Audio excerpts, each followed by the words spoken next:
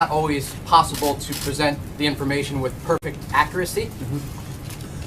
So, I think we come out here every day and try to do the best job we can communicating what the president's done and the accomplishments he's making on the American people.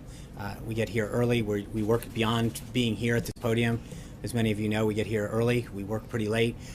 We do what we can, but the president is an activist president. He keeps a very robust schedule, as many of you are very well aware, and as you can tell by the activities of next week alone.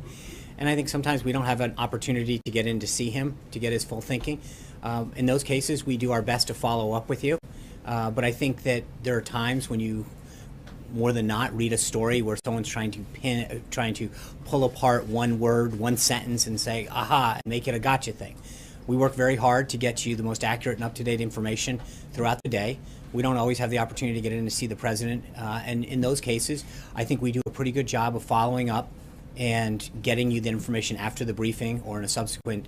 So that's exactly what he meant. Is the president considering canceling the daily press briefings? I think he's a little dismayed, as well as a lot of people, that we come out here and try to do everything we can to provide you and the American people with what he's doing on their behalf, what he's doing to keep the nation safe, what he's doing to grow jobs.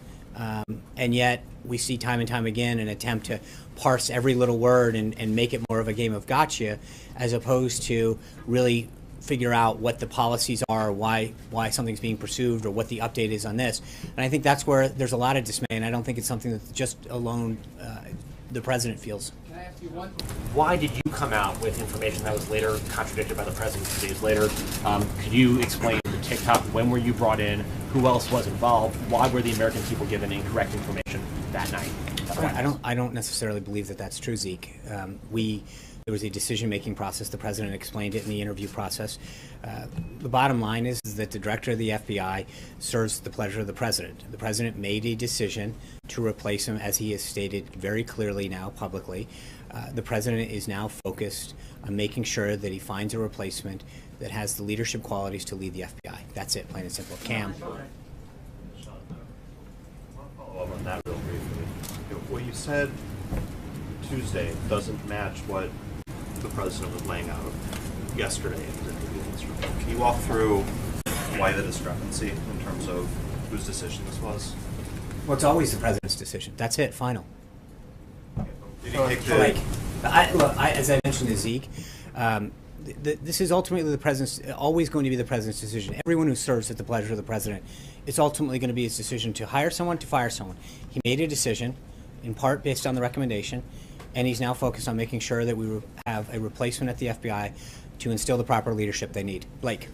In terms of the accuracy tweet, should we take that tweet to mean that you don't have the full picture when you stand at that podium?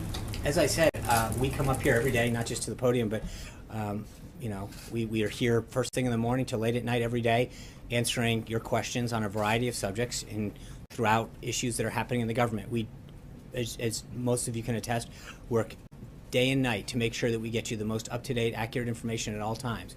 With respect to the president, as I mentioned, he's an activist president. He keeps an unbelievably busy and robust schedule. And there are times when we give you the information that we have at the time and we seek to get an update. And I believe that you and others will attest to when we don't have an answer, we try really hard to either update you after the fact or to get you the facts that we didn't have at the time. But we work really hard every day to do that. And I think the president's point that I pointed out earlier is that there are times when we're asked a question, we do our best to give you the answer, and every word is picked apart to try to figure out